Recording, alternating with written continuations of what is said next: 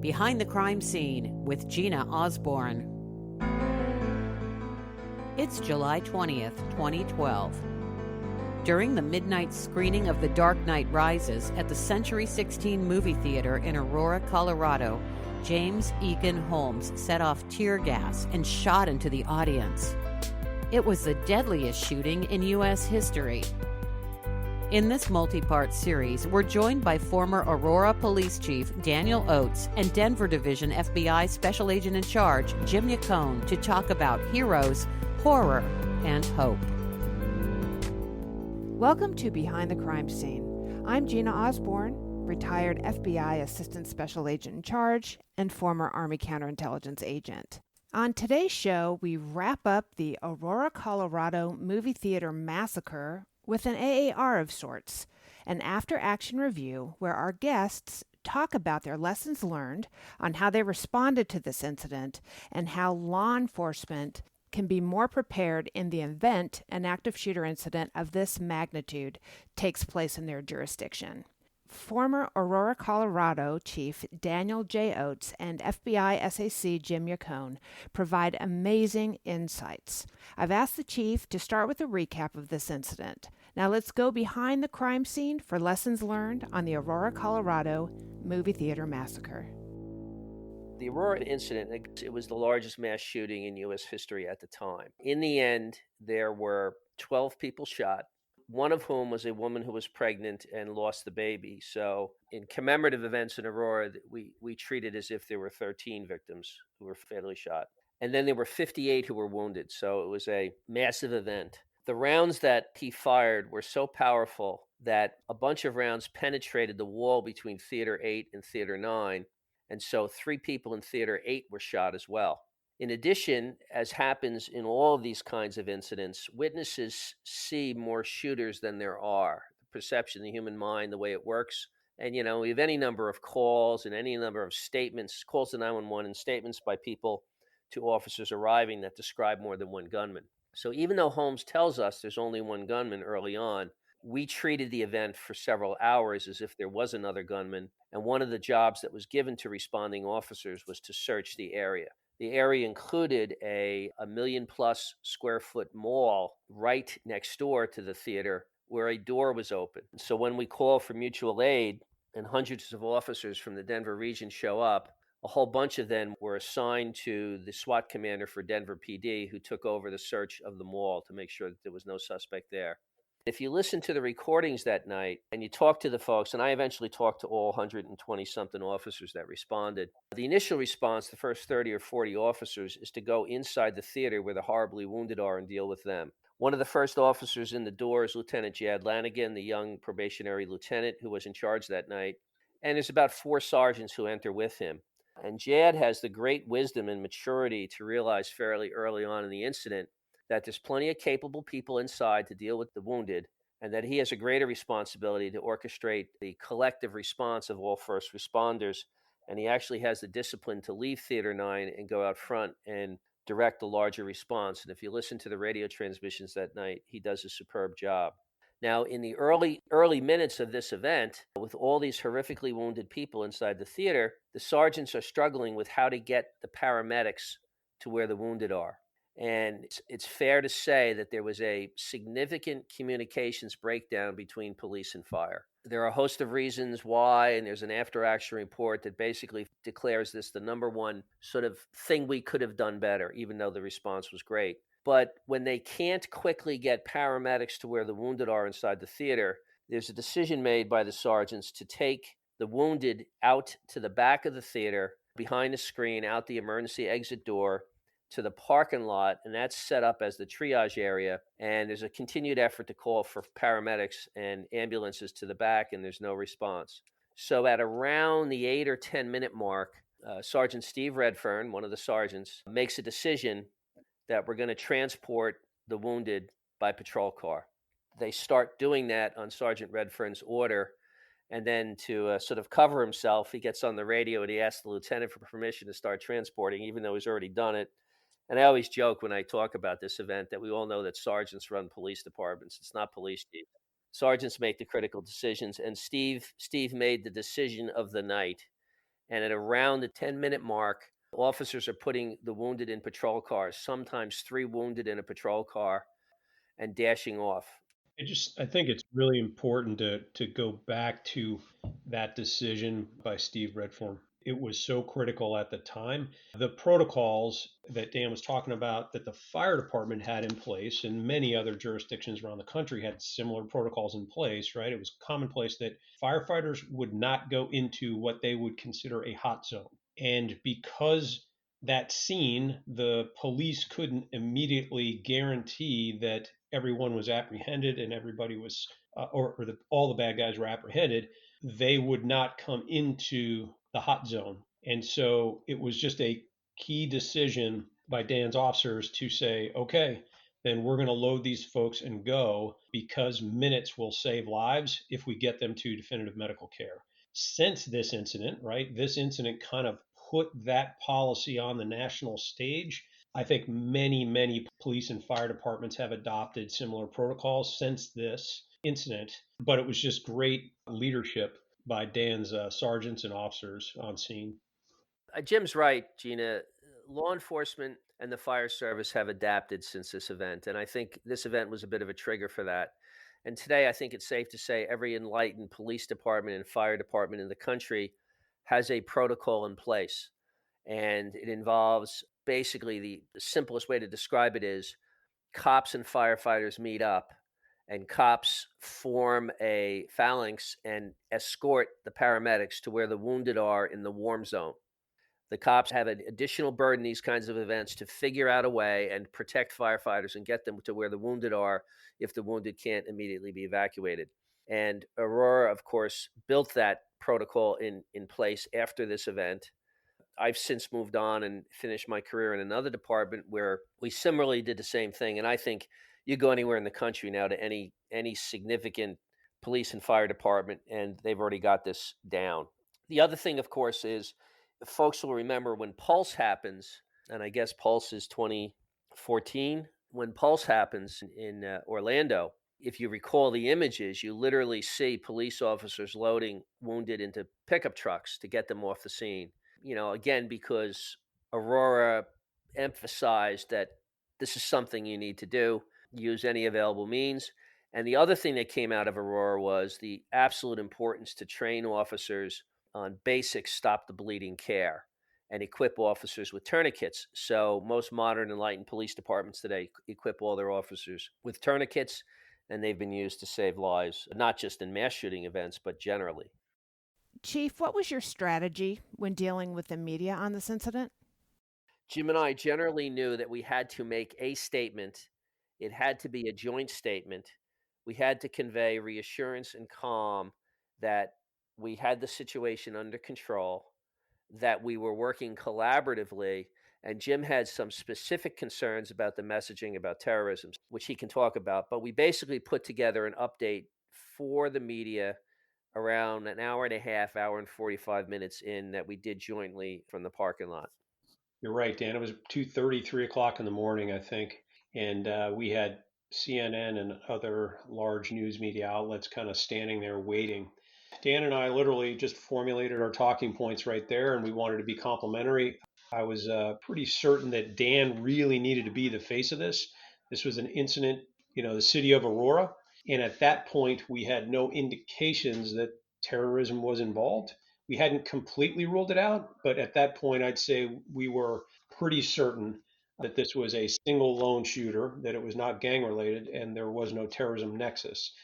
So that's exactly what I said. But Dan went first. He kind of assured the public that we had control of the incident, that local, state, and federal were all working together, and we were all focused on the victims and trying to make sure that the individual that we had apprehended was going to be brought to justice.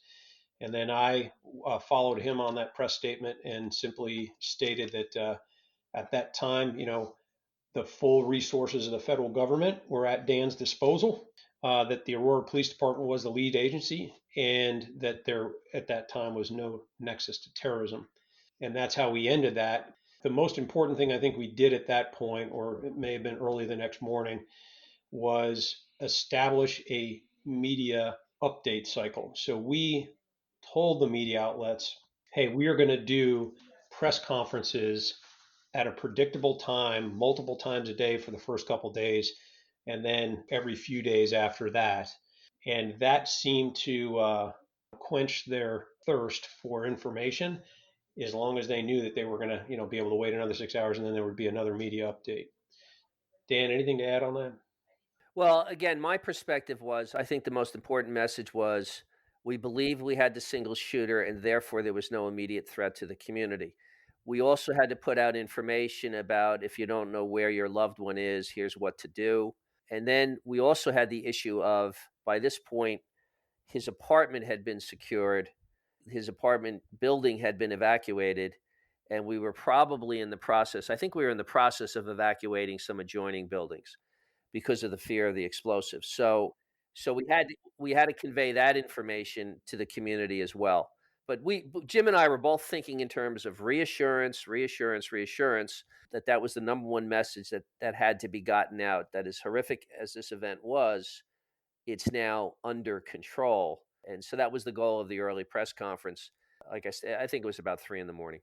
Dan, I do believe we did say we put the number for how to contact the police department. And then, Gina, once we were able to establish the school as a base of operations for the interviews, we then started to get more organized around putting out a message to the loved ones that were searching for folks that they knew may be at the theater. And so we set that up, but that took a couple hours to get that in place.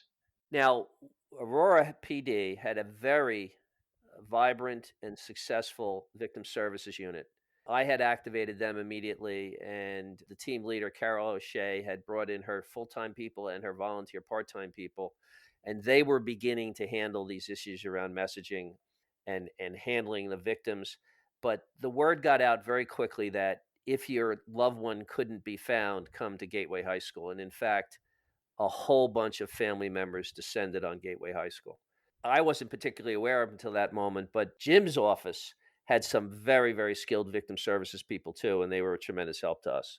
Gina, we were able to fly in victim specialists from different field offices around the country because we needed that capacity.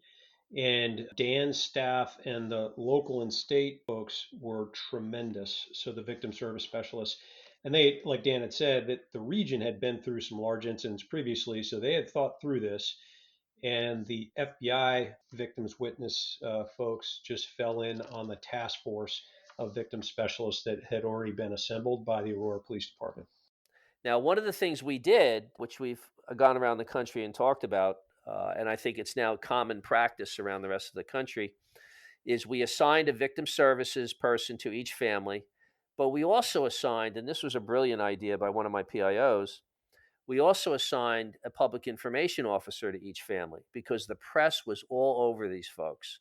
And the next day we figured out maybe we can keep the press at bay and the further victimization of the surviving members of the families of the deceased if we control media access to the families. And we borrowed public information officers from regional law enforcement and assigned them to individual families. And that worked surprisingly well. So by Saturday afternoon, if you really wanted to talk to the Sullivan family about Alex Sullivan's death, you knew to contact the public information officer for Thornton PD because he was assigned. And that way people stopped bothering the Sullivans. That worked very well. And then the families could make individual decisions whether or not they wanted to talk to the press. If they wanted to talk to the press, we would set it up, when and where, handle all the notifications to the media. And that is now, I think, become sort of standard operating procedure as well across the country and was very, very effective. And it's just a way to minimize sort of the ongoing sort of victimization and the pain associated with telling your story again and again or being bothered in the middle of the night by some insensitive reporter calling up. Can you tell me how you felt when you walked through the crime scene and how you managed the trauma your personnel endured during this response and investigation? Well, first off, I did not walk through the crime scene. My crime scene lieutenant wouldn't let me. so so Yeah, I unfortunately did, and but it was very tragic, right, to walk through there. And probably the thing that will be embedded in my memory for the rest of my life are the cell phones of the victims that were lying dead on the floor, their loved ones continuously reaching out for them. And most of the crime scene investigators that were working that crime scene, that thought kind of remains in their memory, etched in their memory forever. Very difficult crime scene to walk through. Probably the single largest thing that Dan and I had to deal with for the first responders was getting them in touch with the Employees Assistance Program and making sure that they had counseling made available to them and presenting it in such a way that we had a mandatory meeting so that we could go over the tools that were at the officers and agents' disposal, but it was not mandatory that they attend employee assistance or pursue it, right? So we made the assets available, and then one of the cool things Dan did, right? He bought in a local icon, right? So John Elway, to kind of open the employee assistance session for the Aurora Police Department. That was significant, right? I mean, big tough John Elway is going to come in there and connect with the officers, thank them and the department for their response, but also say, hey guys, like what you saw, what you lived through is very difficult, and you need to kind of reconcile that. And there's assets and resources available to help you do that. Yeah. So we did that a Sunday night. So 8 days after the incident, or 9 days after the incident, we got all 120 something cops who responded to the theater into a room with this wonderful police psychologist, John Nicoletti, and his team. And we invited John Elway, who's really an icon in the Denver region. So John told them what heroes they were and did an hour of picture taking with all the cops. And it was very lighthearted and fun. And then we all left, all the bosses left, and it was just police psychologists, the 124 cops who responded, and they played 911 tapes and talked through the incident for hours. And I'm told that it was very powerful and very effective. And then on the PD side, what we did after that is we afforded John and his team as counselors to everyone. I tried to model the behavior by making sure that everyone knew that I had gone for counseling, and most people did go. There were a handful of people who didn't, and if they didn't choose to go, we found a way for this psychologist to reach out to them and chat over the phone, offer an opportunity to come in, and then some of them did come in. So, while not mandating it, we pretty much reached everyone. It was very, very similar for the FBI, right? We followed the same protocols. We actually had folks in that meeting with Dan's department as well, because we were kind of one big task force. And the other thing that I think both Dan and I kept a close eye on was the victims specialists that were connected with those families. They basically were assigned to that family for really the next several years. And the most important thing that we were really worried about was reporters and others reaching out to the victims' families and almost re-victimizing them, right? So looking for statements and following and kind of hounding them. And the task force of victim specialists, they really did a phenomenal job and earned their keep, not just in the days after the incident, but literally the years after the incident, right up to the trial and through the trial. Chief, can you give us a recap of your lessons learned from this incident? I'll run through quickly some of the most important ones, okay? And these are points I try to make whenever I talk about this incident. The first is you have to believe that this could happen, that the threat is real and it will happen in your community. Now, in 2012, I'm not sure every cop in America thought that way. I think today the perspective is very, very different because there's been so many more incidents. You have to train as if and believe that the active shooter event could happen in your community. And as a first responder patrol cop, you're going to be first on the scene. It's not going to be a SWAT officer. It's not going to be someone in the FBI. And you may be on your own, and you have to move to the threat as quickly as possible and eliminate it. The importance of combat tactical care, the importance of being willing to and trained on how to use tourniquets, and the willingness to make a decision to transport someone immediately to the hospital if you can't get the medical people to where the wounded are. That has to be in the back of your mind. And again, we talked about the fact that police and fire departments train for the better alternative now with regular basis of getting the paramedics to where the wounded are in a warm zone. But you have to have in your mind the willingness to make a command decision on your own to transport the wounded immediately. You have to treat all of these events as if there's an explosive or chemical threat at the crime scene, even if you have no immediate evidence that there is. Call for, in the initial response, an explosives team and a hazmat team, because you don't know what you're going to find as you get into the incident and you begin to get into the crime scene. Really, really interesting from our event, and something I never thought of, and is this notion of sensory overload. Now, Jim is a combat veteran. He probably knows all about this, but when I talked to the cops who responded inside the theater, to a person, they told me once they went inside that Theater 9, they never heard another transmission on the radio. So Lieutenant Lanigan is out front giving wonderful instruction to the cops inside the theater, and none of them are hearing it. And that has to do with the physiology of the human body and how you narrow down your focus when you perceive a threat or you are overwhelmed with information. And that's just something bosses need to be aware of. And they might have to have alternative ways of conveying critical information, like using runners, repeating and getting confirmation for instructions on the radio, and those kinds of things. As a police executive, the obvious lesson, which I preach all the time, is you call the FBI and the ATF immediately.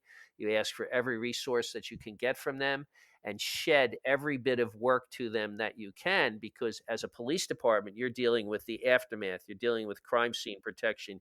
You're dealing with funerals. You're dealing with media. You're dealing with all those things.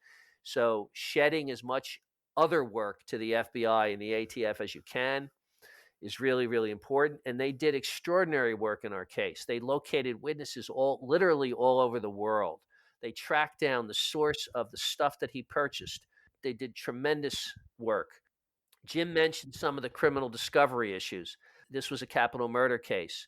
Jim ensured that there was nothing put on the classified side of the FBI that would have been a problem with discovery issues in a capital murder case. I talked about the importance of treating a suspect with dignity and respect. He would not have told us that critical information when he was arrested if we had mistreated him, nor would he have cooperated in that really, really important interview the next day about the bomb materials and what was inside the apartment. You've got to practice communications. When you do these exercises, it's not just about response to SWAT teams and all those kinds of things. You got to practice how you communicate in a crisis as well. Training's really important, psychological services for your cops, all of that stuff. And probably the most important thing is value and honor the victims in the aftermath. That becomes the number one obligation after the critical event is over. You value and honor the victims by doing everything you can to build the best possible case against the bad guy, and you value and honor the victims by taking care of family members and providing them all the professional help that you can in the aftermath. So that's a pretty good summary of my takeaways. Jim, how about you from the FBI perspective? So Gina, I think about an incident really in three parts, right? So incident response anyway.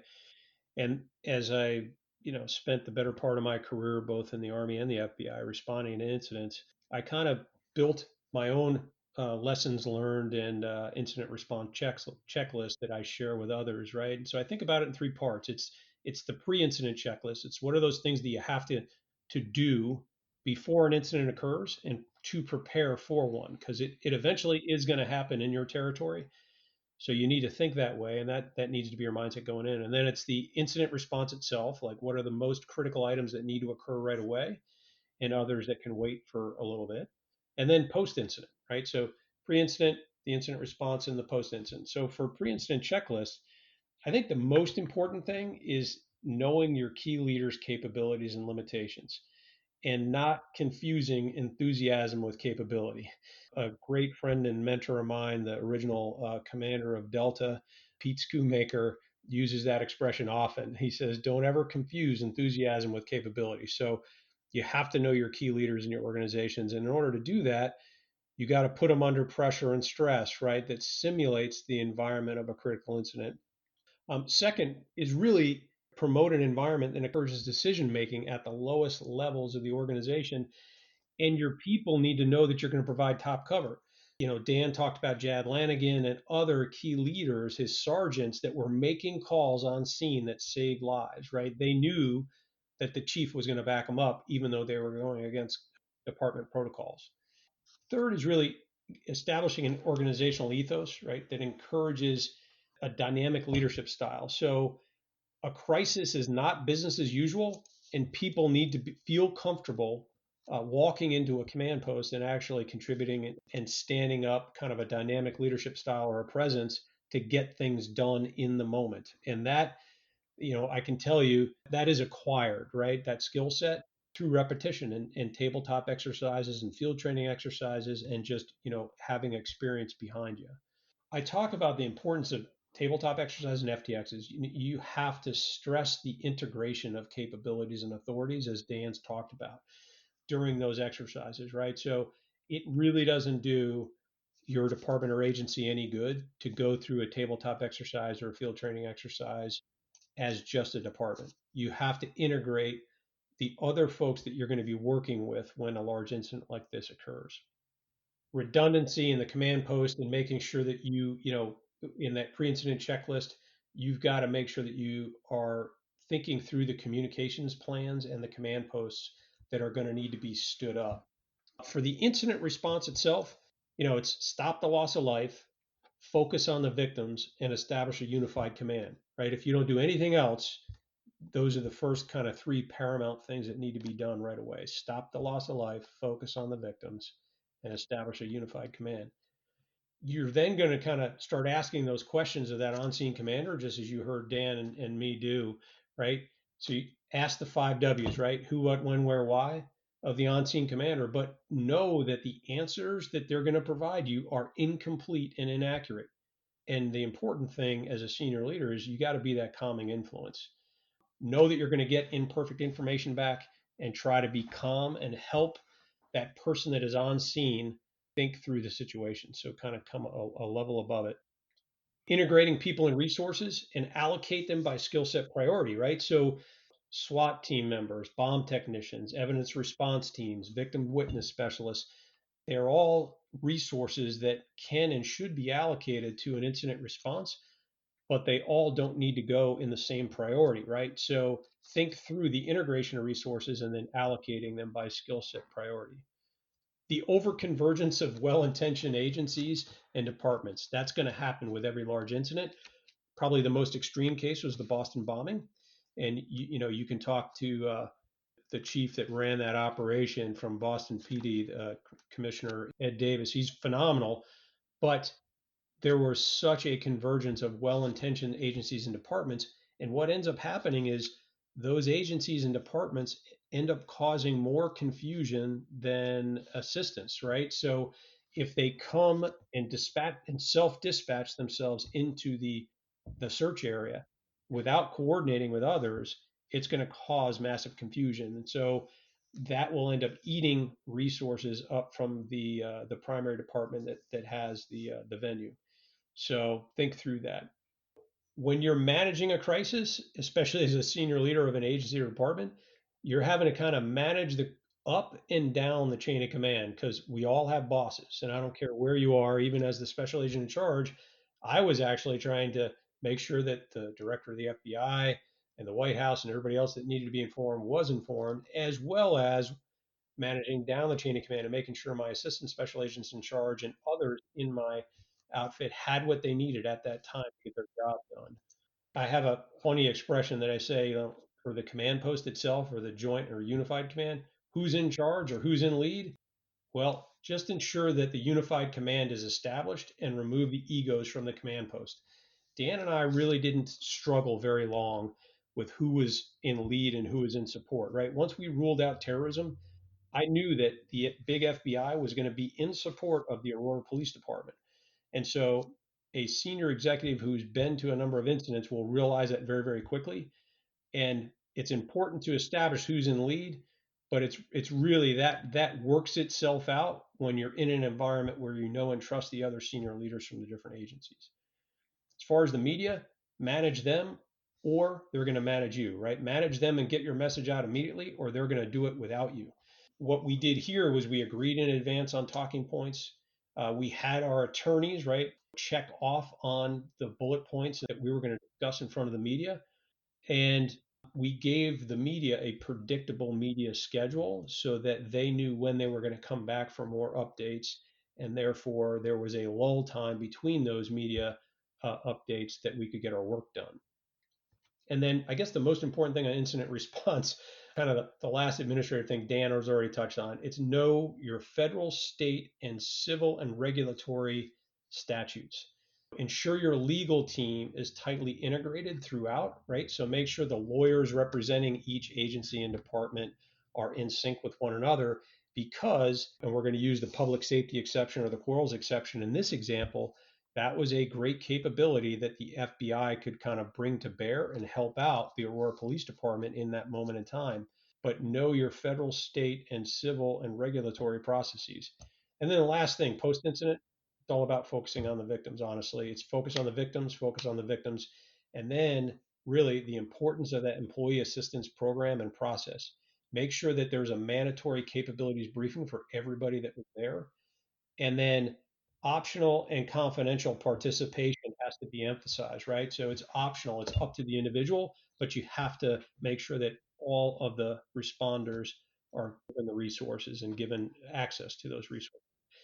And after action is you have to find a way to do it. The lawyers are going to tell you it can't be done.